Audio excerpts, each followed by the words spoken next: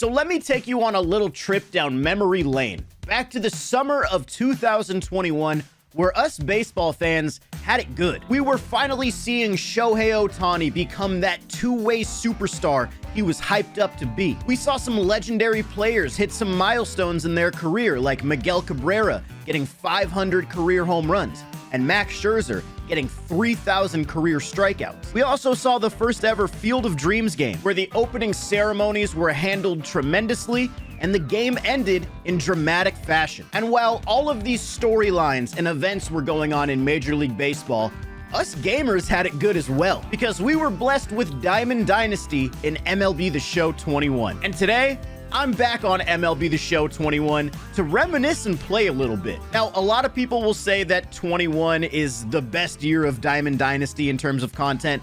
I personally don't agree. I still think that MLB 20 is the best game when it comes to the content, but obviously I don't think 21 is bad or anything. I think this is still a great year for Diamond Dynasty with a lot of iconic cards. Guys like this Lightning Kyle Schwarber. We all remember Kyle Schwarber's insane run in the month of June, where it seemed like he was hitting a home run in every single AB. So when he was the Lightning player, a lot of people were really excited because everybody loves Kyle Schwarber cards. But SDS was so in tune with the community here, they gave him catcher as a secondary position. He did not play catcher in that month of June. I don't think he played catcher once in his tenure with the Washington Nationals, but they knew how much more exciting this card would be if he had that eligibility at catcher. Because you also have to remember, we didn't have the DH in Diamond Dynasty yet. Pitchers were still hitting at the bottom of the lineup. So being able to actually use this Kyle Schwarber card in a position that didn't have you sacrifice your outfield made it so much more valuable. And it's one of those examples where SDS really understood what the community wanted and said, hey,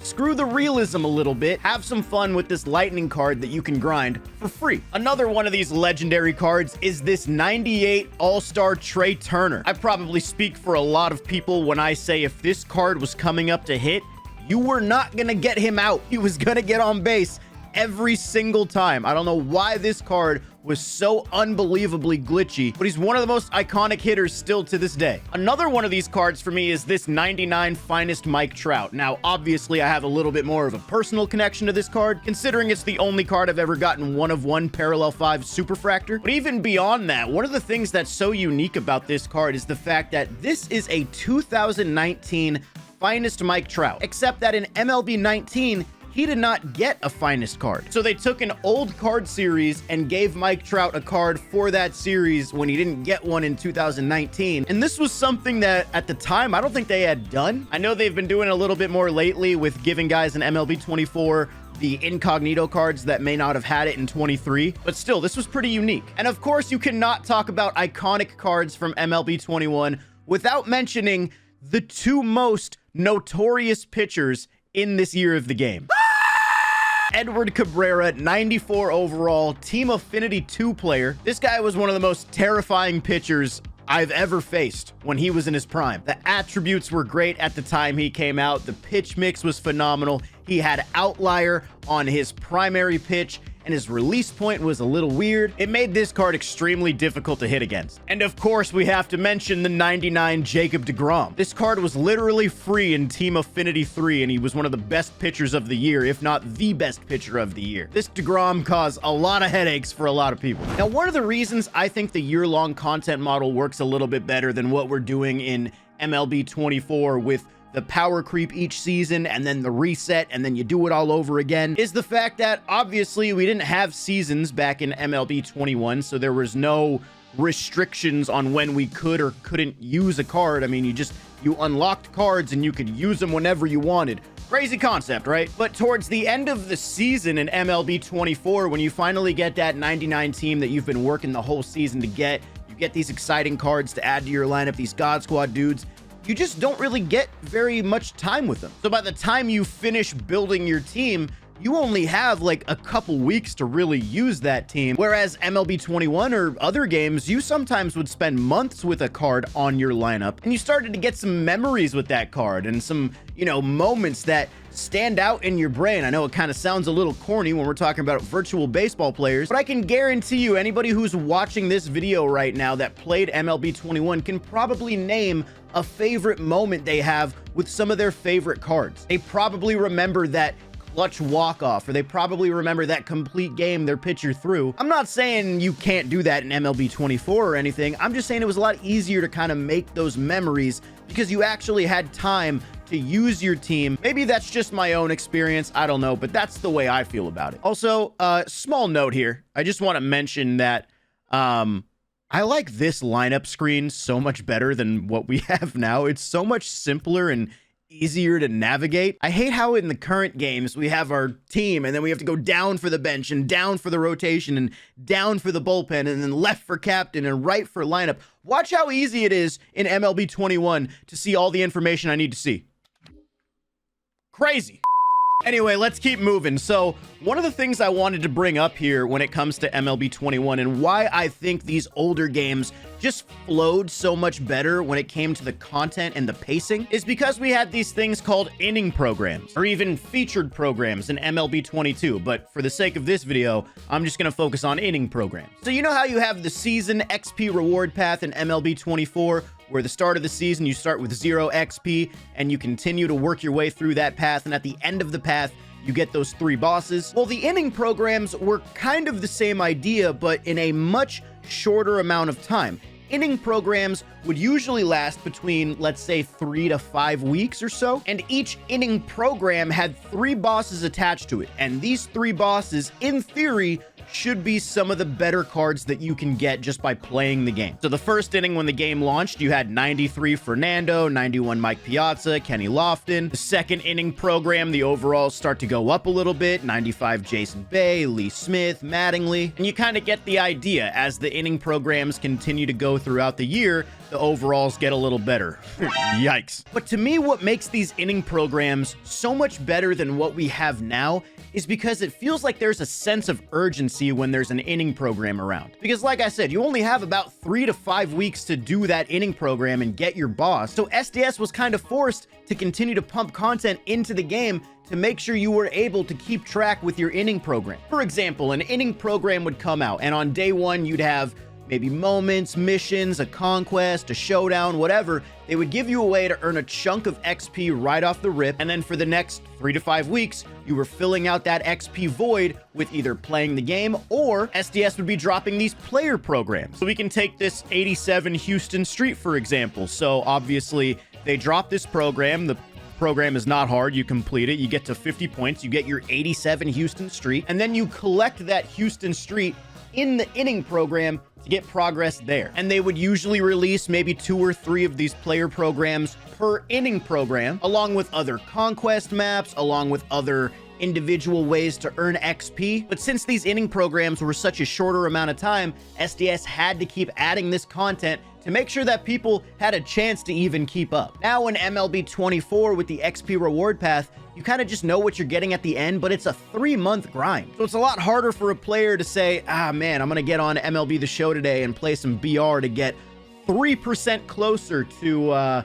you know, my boss pack. Whereas in these older games, you could get on, play some BR and be like, okay, I just earned, you know, like 15% of my way towards my guy. It just had a better flow in my opinion. Now, with all that being said, I actually do think that MLB 21 had the weakest iteration of inning programs. They introduced them in 19 and then again in 20, and then we had them again in 21. But I actually think the choices for some of these bosses was not really great. Remember, these boss packs, you chose 1 of 3. You didn't get all 3 bosses. If you wanted to get all 3 of them, you had to buy the 2 that you didn't pick. But for like the 7th inning program, you have Hank Aaron, who's obviously going to be one of the sickest cards in the game. You have Spencer Torkelson, who, yeah, is good, and he had a little bit of name value because he was a top prospect.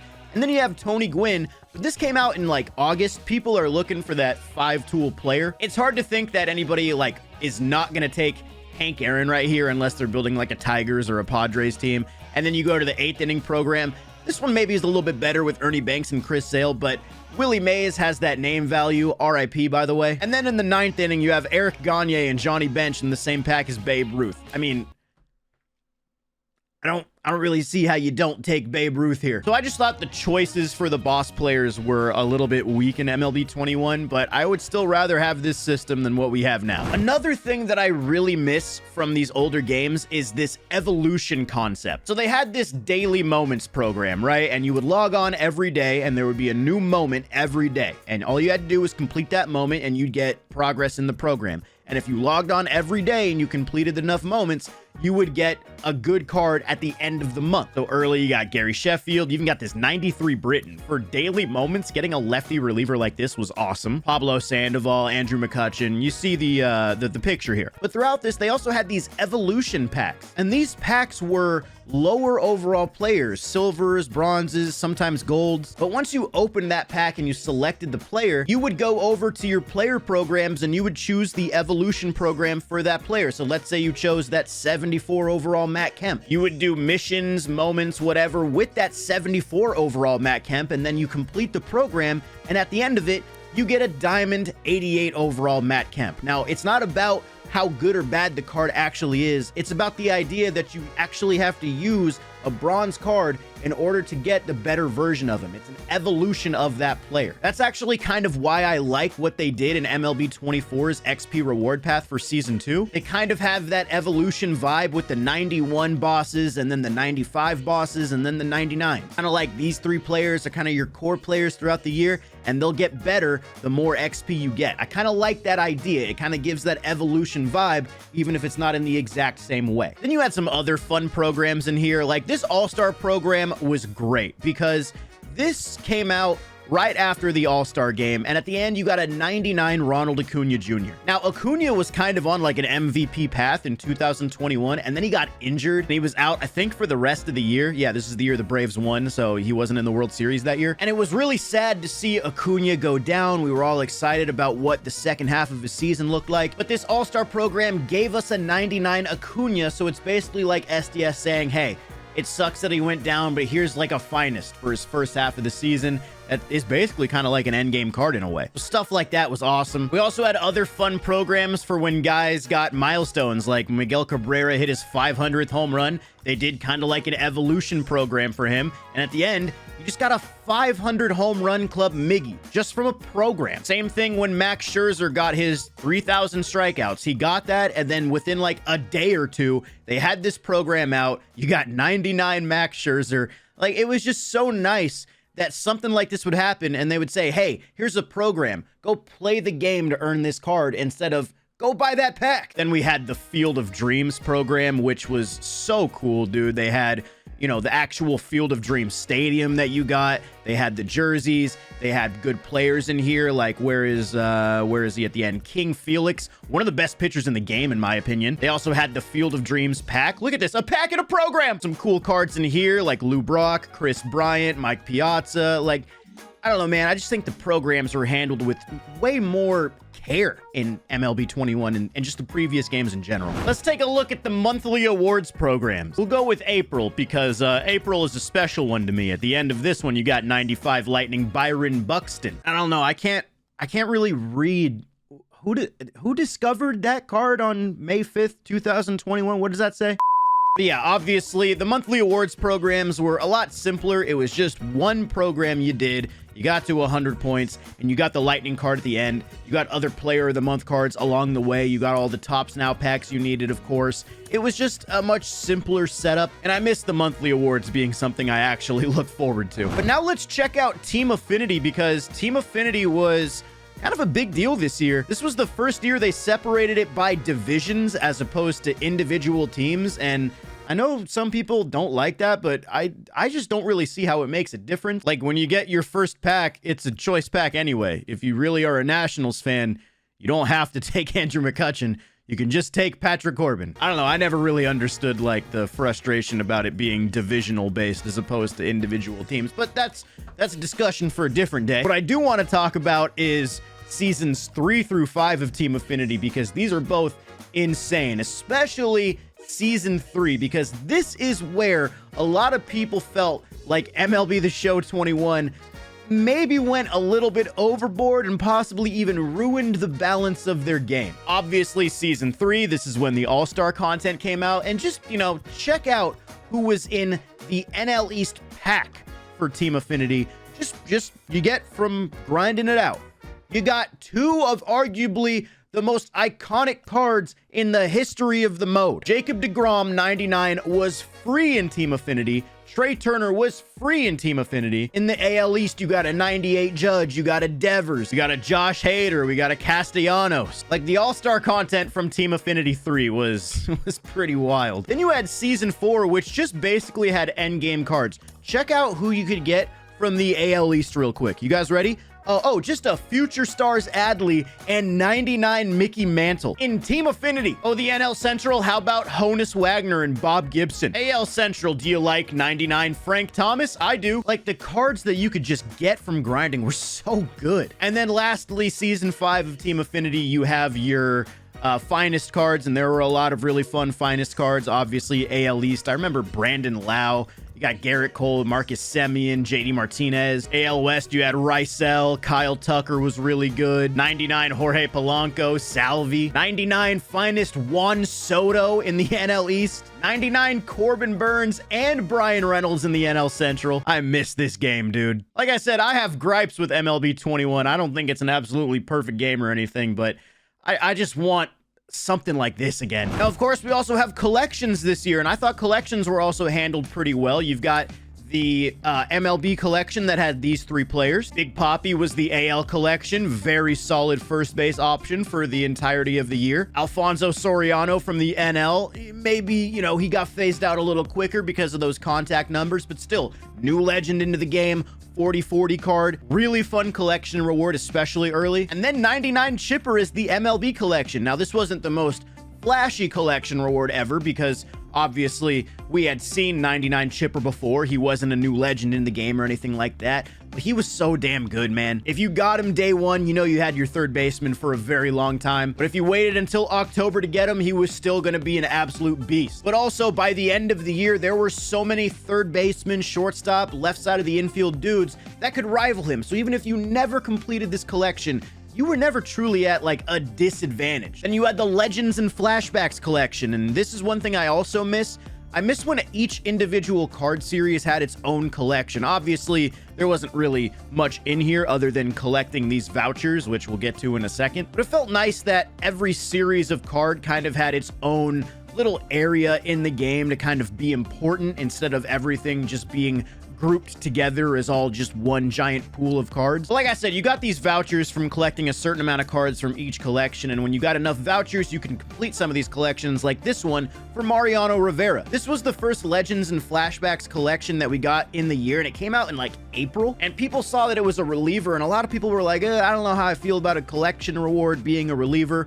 Well, this is one of the best relievers in the game, and if you got him in April, you knew he was going to be in your bullpen for the entire year. If you got him in October, you knew he was going to be in your bullpen for the entire year. Mariano was worth it the day he came out till the end of the year. I actually think this was a very solid collection reward. And of course, you had the Mookie Betts collection, which came out more towards the middle of the summer. Iconic card, legendary. Everybody loves Mookie. You had Clayton Kershaw, which not as many people loved this card because a lot of people were just going to compare him to the one from MLB 19, and sure, this one wasn't as good, but the game played a little bit different than it did in MLB 19. I still liked this card. And then the final collection actually had two. You had 99 Jimmy Fox's the collection, obviously catcher secondary, one of the best bats in the game. And then you also had 99 Griffey. Yes, they made Griffey a collection reward, which I still find crazy. I feel like Griffey is one of those players that they kind of just want their community to have easy access to, and they made him a collection reward, and it was a Reds version, not even a Mariners version. But there were a couple other collection players, like in the 42 series. Obviously, this is the new series they added with Jackie Robinson being on the deluxe version of the game.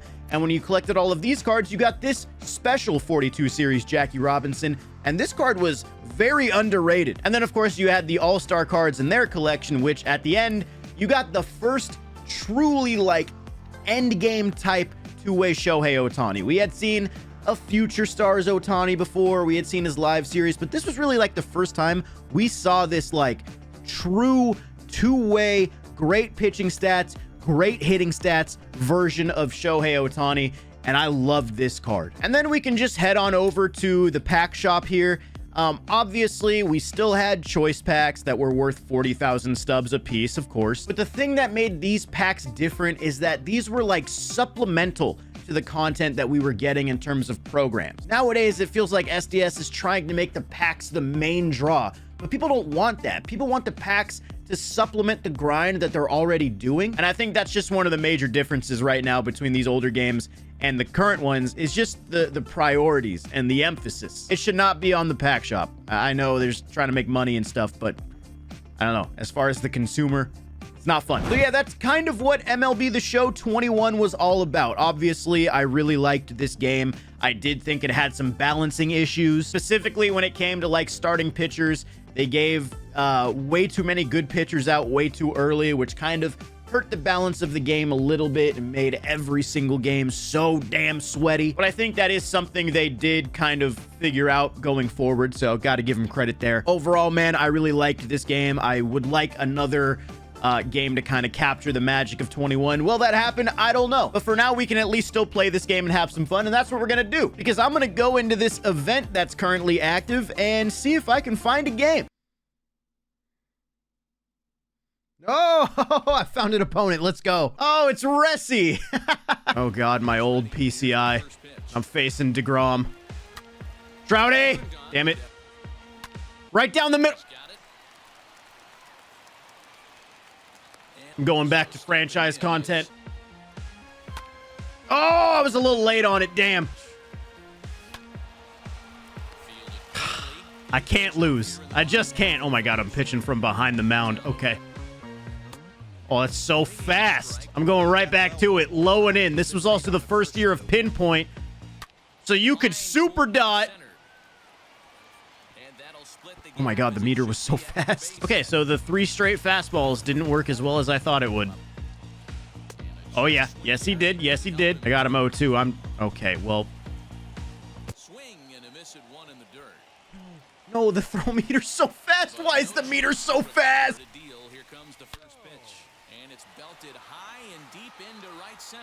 I'm getting cooked. This is not how this was supposed to go. Thank you. Try the curveball. Dude, the throw meter is literally so fast. Slider. Nasty. That's the Jacob deGrom I know.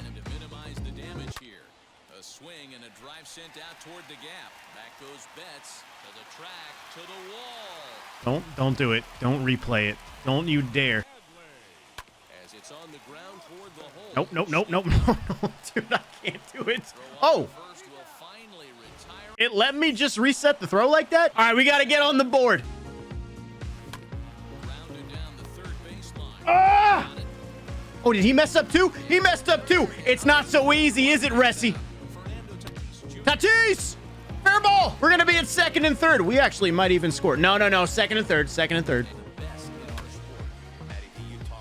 Oh, no way. All right, well, at least I got one in there, but that was a pitch I should have had a 3-run home run on.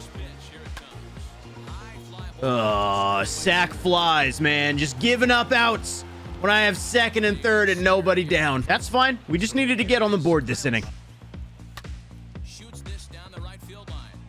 Oh, nope, nope. That's a double for Schwartz. Oh, yeah, now Jacob deGrom is coming up, so I got a pinch hit. Who do I have? Frank Thomas? Yeah, I think that's the play here.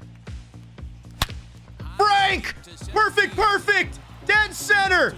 If Mickey Mantle robs this, I swear. Okay, we're good. It's a 1-run ball game, baby. I'm coming back. No touchy. Mike Trout ties this thing up. You thought that 5-run lead was safe, didn't you, Resi? You thought you had this in the bag. All right, Mariano time. We got to get a shutdown inning here. No, no, no. Don't let that be a hit. 3-2. I got to dot him up here. Gotta dot him up. Welcome back to 21. 3-2 again. He's being hella patient this inning. Slider away. Oh, oh, oh. I got it. I timed it up. Let's go. No more errors for me. Come on. I need the lead. Ball forward, leadoff walk from the babe. Give me another 5 spot.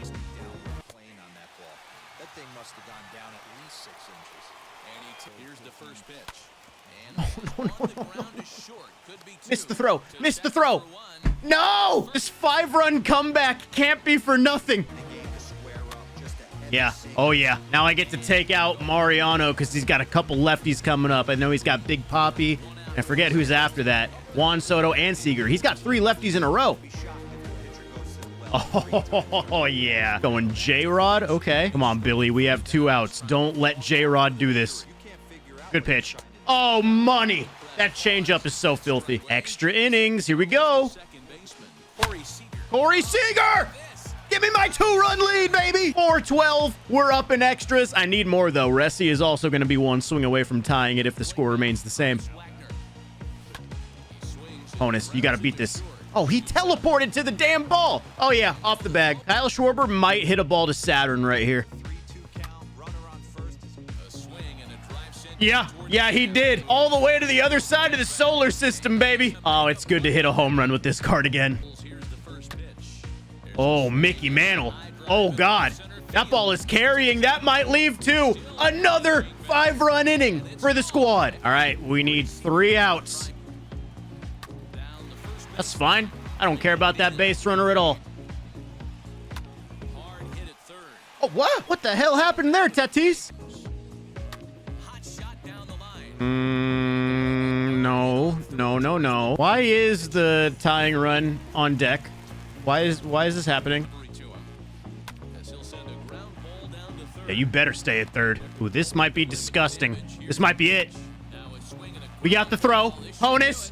Bang! I was down 5-0 in this event game, and I brought it all the way back to get double digits and a W. Oh, man, I miss MLB 21.